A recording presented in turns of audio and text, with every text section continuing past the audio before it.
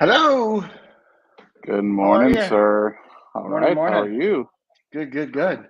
Looks like we are all in new and different places this morning as well. Yes, yes, but you're back I'm at home. I'm at home, so I'm excited that I'm downstairs because my daughter is home from college. So I'm excited about that. And you do not look like you're at home. I am not at home. I am actually sitting in the infusion suite. I'm going through my first round of chemo, and I've got about an hour and 16 minutes left. I So, do have to just call out that the current shot kind of looks like you're in like a chicken costume or something with the beak and the like sunglasses. Like maybe you're a jazz chicken or something. I am, I have had some people comment the fact my nurses here said you're probably the only person that has a lime green mask to match the lime green shirt. Mm-hmm. So, Yeah, and Michael's like, I would expect nothing less. yeah. They have no idea what's in store for them in the next 6 months either. So Yeah. So, well, it is so good to be here. And Michael, I am really excited. You and I got to meet our guest when we were in mm-hmm. Boston. Yep. And so I'm going to let you introduce her and let's get right into it. Yeah, yeah. And welcome everybody to Experience Friday Live, where we talk about all the experience world and why it matters to all of us, not just us in this lane of work, but those who are impacted by it as well. So today's guest, Sara Schumann, is an Associate Director of Strategy at Boston University. She has over 20 years of professional experience in various capacities and industries, including retail, hospitality, higher education, and health and wellness. She has a passion for talent development and customer experience. Through her formal education in organizational development, she is continually assessing and evaluating the strengths of her staff and systems and the impact on the customer experience. She has been recognized globally for the customer support center she's built in alumni relations and for her leadership during the pandemic. She also loves learning and has been a customer champion since her first job at the age of 14 when she was a receptionist at a hair salon. And I'm pretty sure we need to start with the hair salon. So, welcome to the show, Sara. Hi, it's great to be here. It's so nice to see you two again. It feels like just yesterday we were hanging out in Boston, although it's been about a month or so, and I'm excited to be here. Yeah, my hair salon experience. My dad owned a bunch of hair salons, and not Oh, only was I the receptionist, I was also the guinea pig. And so anytime a new stylist was hired, he sat me down in their chair and had them cut my hair. So to this day, I absolutely wow. loathe going to get my hair done. How funny. I was going to ask, it either makes you love it or not love it. And it sounds like perhaps that was a lot. But it sounds like you also learned how to talk on the phone with strangers at an early age. Yeah, absolutely. So talking on the phone with strangers, and then I'm super competitive. And so I strive to have the best shampoo sales. Um, And I think that, as I look back on that experience, I think having that connection with being the daughter of the owner, I had a different perspective on how important it was to treat people well, Yep. because our livelihood existed on their return and their loyalty. And so from that, Mm, I just kind of gone down the path of always searching for opportunities to be the customer champion in various roles.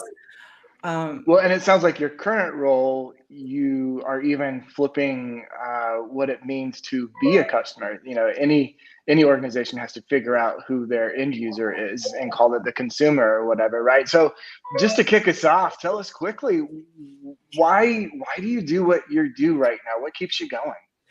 So I've been in higher education now in alumni engagement for 11 years, and it has flown by. It's Wow. so fun. And I'd say that what really excites me about it the most is the students, and not only like having the chance to interact with them and learn so much from them as far as what the new technologies are, the new way of speaking is, what the slang terms are, their energy, their enthusiasm, their passion, their hope for the future. And then knowing that the way that we continue to engage with our alumni, grow their loyalty, steward them as they become donors, and knowing that as donors, they are contributing directly back to the student experience. And what really makes it for me is that through their donations, my hope is that we can get more students who couldn't previously afford higher education to come and be able to participate and learn from that and have that experience. So that's what gets me up and going. Exactly. And I hope we get into it today, just Absolutely. knowing what little I know about the changing world of higher education, and especially just knowing the saga of my small college's alumni relations and how it's evolving and what it means. And, we don't really have homecoming anymore because it's not important to people. So why don't we jump into it? Shawn, do you want to do the Stoke? Yeah, let's do it. So, Sarah, you sent us something that I love, and it's so awesome. You said using the word customer in place of student or alumni ruffles, and I would even use a little bit more of a harsher term as someone who worked there for a little bit, but ruffles a lot of feathers and doesn't sit well with people. We need to know, and I love this, that they are interacting with far more than our university on a day-to-day basis, and the experiences they're having in the real world, well, they're comparing it to the experience that higher ed is providing. Wow. I just loved that, Sarah, and how you said that. And we had some of that conversation when we were in Boston. Yeah. So why do the terms alum and customer need to be aligned and spoken in the same sentences, in your opinion? Well, I would say that, we're all customers, and starting with kind of why that I think ruffles some people's feathers in higher education, right? To say that a student is a customer, as Shana was saying last week, or to say, consider an alum as a customer, the entry point to becoming a customer, super low bar. You can buy a pack of gum and you're a customer.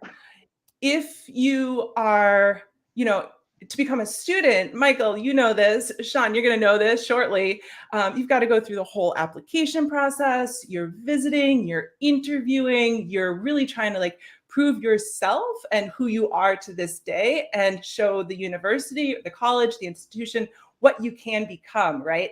And so there's this huge vetting process. And then finally you get accepted, you're in the club and you're paying so much money to be a part of this club. And going into debt. Yes, going into debt, exactly. And that to call a student a customer, for example, they put so much into it. And then, after 4 years, 8 years, whatever it is, and they become an alum, they've already gone through the ranks. They've already shown that they are part of this group, that they've actually made it through the duration. They've done the core classes together. So they have that group identity. That, again, calling an alum a customer, it's kind of, it does, that's why it doesn't sit well, because they've done so much more than just purchasing, like I said, that pack of gum. They're vetted, they're involved, they have their, diploma on the wall, or some customers, they've torn it up, they've thrown it away, they never want anything to do with the institution again. They're still clawing their way out of debt. And so we're dealing with all of these extremes, from the people who are absolutely diehards, loyalists, love us, to those who are you took my money, I didn't get much back, and I'm all set with you, right? And so the importance, I think, though, is using the term customer. We all know that we all have that experience. When we're talking about an alum, we each have our own unique experience of being an alum at our own institution. And we think it's so special and different than the next institution because we went through the process of deciding this is the place for me. These are my people. Customer, low bar again. But what we need to take from the term customer is to understand the journey. What did it take? How do we continue to grow that loyalty? How do we grow that pack of gum into a pack of gum every single day, right? Like really striving to find and understand the baseline value that our alums are returning back to the institution. And it can be in the form of volunteer work, mentoring. It has all different, flavors to it, the same way a customer relationship has. But I think if we were to find a term like customer, it's a foundation that we can all kind of grasp onto and understand next steps. But Sarah, go ahead, Michael. Well, no, Sarah, go. Sarah, you know this though. It's. I remember when I worked at the higher ed that I worked at Institute, and I brought up the word customer. Yes. And I'm going to call it for what it is. Those tenured faculty members were like, well, they are not customers. They are privileged to be here and to get our knowledge. And I don't want to be so dramatic with it, but that's what it felt like. And I wanted to say to them, and we, that institute had a high cost to it that people wrote very expensive checks to. And I said, but you realize they could take that check and go write it someplace else. And I still think it's that way today. And I really would love to know your perspective of what do you think it's going to do to change that? Like, we talk about it, but can we really change that mentality? I don't know that we can change it quickly. I think that, and if I'm understanding you right, Shawn, you're talking about the tenured professor going to a different institution, or are you talking about the student who's like, I don't need to learn from this particular person. I can go elsewhere. What? The student who can go someplace, right? We all have options. Yep. Yeah. And I think, if you look at Arizona State University, ASU, they're at the forefront of online education. And I think that I got my master's from Penn State from their world campus, which was online. And I think more and more, Coursera, you've got tons of different opportunities to your point, and the pandemic, I think, has helped to kind of push those more to the forefront. But I think this is one area where alumni engagement will be competing. We're looking to figure out how do we continue to create value for our alumni? How do we continue to have them come back to the university and stay engaged in an ongoing educational way, for example? Do we offer continued skills building and like soft skills so that they can advance in their career, something that they might not go and get a full certificate or a full degree, but, maybe just little courses along the way, like what LinkedIn learning, for example. Or do we roll out? Boston University has an online MBA program now, and they just graduated their first class, and people are loving it, So I think that baby steps will eventually start to shift, and that education will become more available for people. That's my hope. Anyway. Now, there's a nuance here, though, right? Just to be clear, and I'm bringing this up because I think the nuance is also true in other industries, that there are plenty of ways that a student is a customer of an institution, and there's an experience that needs to be designed for them. At the same time, there is an academic integrity that means the customer is not always right. And the customer, in this case, a student, does not get to make the decisions. That there is a necessary from the academy bar that is non-negotiable. Yeah. This is not, and there are diploma mills out there, and you can go pay and be a customer and get your piece of paper and do very little work. But if you are wanting the clout and credibility of this institution and the what it can put into you to help you succeed in the world, then you do need to kind of relax a little bit and say, there are some things that this school knows more than I do. Right. So, and I'm not hearing you say that. It's reinventing what customers, and I think it's also true that the customer is not always right in retail. Right. How you navigated that tension and that nuance? Well, my primary experience is with alumni, and there are if we're talking about faculty, one of the reasons we hire the faculty we hire is for their thought leadership, right? And for what they're bringing to the world, the way they want to change the world, their ideas, their insights. And we've got social media. There's so many different avenues that a faculty member can share their thoughts, and not everyone agrees. And so I find that my team is constantly trying to navigate the faculty member said this, the alum disagrees, they want to pull support. The student might be like, actually, it's my favorite, my favorite professor. And so that it's all of this that's kind of come together. And at the end of the day, we can, as we talk about, what can we lean into? How can we, in this case, the alum might not be right. They have every right to share their view. They have every right to share their thought. That's why they were a member of this university. That's what this university taught them. And so we can lean into those same types of teachings and foundations, saying, everyone has an opinion. You may disagree, but that's what we do in higher education, is we foster this type of discussion. But I think that's a great tension that you actually just called out, Sarah. Like I hadn't even, I knew it was there, but you called it out in such a beautiful way that, there's these avenues where faculty are out there posting things, and you might have an alum who's given huge dollars, and you get the phone call saying, we're going to pull our support.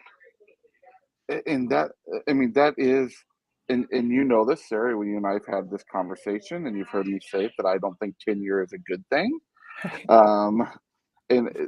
But I also understand the academic integrity piece of what that brings. Mm-hmm. That is a hard space for you and your team to have to live in and navigate. I'm a big fan of a very public university close to us.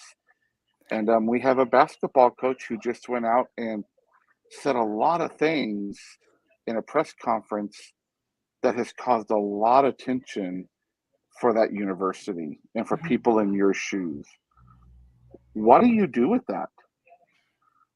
Because you're the one that gets the phone call, right? Not the faculty member. You get the phone call. Yeah. And sometimes, depending on what's being said, depending on the issues, sometimes it's easier than other times. At the beginning of the pandemic, after George Floyd's murder, it was a really hard time because the university was trying to figure out the right thing to say and the right way to say it. And there were misses. And, alumni wanted to hear and expected to hear certain things from their institution, from kind of like their guide. And I don't want to say guiding light, but they feel passionately about this. And if anyone's going to say the right thing, it's going to be my alma mater. And if it misses the point or misses what they're hoping for, my team, got the brunt of it. And again, it was all my students who were at the front lines, and they themselves were hurting so much. And so many of these comments they were reading, which we haven't really talked about, they were reading these comments in their bedrooms, right? Because we'd all pivoted. We were all working from home. They're students. They're living with their family. They're trying to do the best that they can. And so they're in their safe space reading this. And so, in that instance, I kind of removed them from answering and replying to some of these emails, just to try to protect them. I'm a mom of an 8-year-old. Like, at the time, I wanted to protect, and I tried to turn it into a learning experience. this is sadly the real world. And hopefully through this, we can give you the tools that you need to navigate in the future. So a lot of what I do with my students is, and my team, is I really do try to take their job and add it as a real life learning opportunity. It's a real life classroom, for lack of a better term. Well, we could keep talking about this for a while. Yeah. I mean, this is a passion for both Michael and I. And want to see it change. But we do have one last. Go ahead. That we don't. Well, in a passion that we don't always agree on either. Yeah. It's complicated. Absolutely. Yeah, but well, let me give you this one last question, Sarah. If you had a magic wand, what would you change about the way we do alumni engagement? Like, what's the first thing you would do, and why? I think that the first thing I would do is alumni engagement. We're really good at events. We're really good at large events, small events, personal interactions, digital interactions. And we're really good at kind of like growing loyalty. I would love, though, if we had a better metric around the growth of loyalty that tied in, whether it's volunteer hours or donations, with increased engagement with our alums. And in order to implement something like that, I would love to have stronger like voice of customer program where we are listening, can tie in all of the social listening and the times people come back to campus. Like, we don't know when alumni are back on campus because it's so big. If there's a way that we could like put a little tracker on everyone to pull it all together to give us even a better understanding of the journey and the experience, that's what I would do. I love it, because that's real world, real business stuff. So I love it. Well, Sarah, if you will hang out, I just want to make sure, if you will hang out, and Michael and I will close up and we'll say goodbye to you at the end of it. But thank you so much. And Sarah, I'm assuming, just like Michael and I, the best place to connect with you is on LinkedIn. Yes. And get out there and engage with you. And I love this past 2 weeks has been about education. What a beautiful thing it's been. And we all have a passion for it. And like Michael said, we can all agree to disagree on things, but we still have a passion for education and seeing the right thing to take place. So if you'll hang out for just a little bit, Sarah, that would be awesome. All right, Michael, you are off on a little bit of a vacation. I wouldn't necessarily say it's a total vacation. Michael's going to go be with a bunch of junior hires. So, wish you the best, Michael, this week. And just a couple quick announcements from our... Oops, hit the wrong one. Sorry. Next week, we are really honored to have Dana Alrangi, Vice President of Customer Experience, where we're going to talk about what is a customer voice program and where do I get started. So we met Dana as well in Boston, and so good to see her coming on there. And we were just talking about voice of customer. And as well, you can go to our resources at the Mophie Academy and find any resources that you need. But Michael, travel safe. Try to get some rest, I would say, in that week. But we will see everybody next week. Yep, and good luck with the infusion suite there. And I'm trying to think of a cute thing to say about lime green, making that place a little crazy this morning. Yep. We got some great 80s music playing, though. So there you go. All right. There you go. All right, Michael. We'll see you all next week.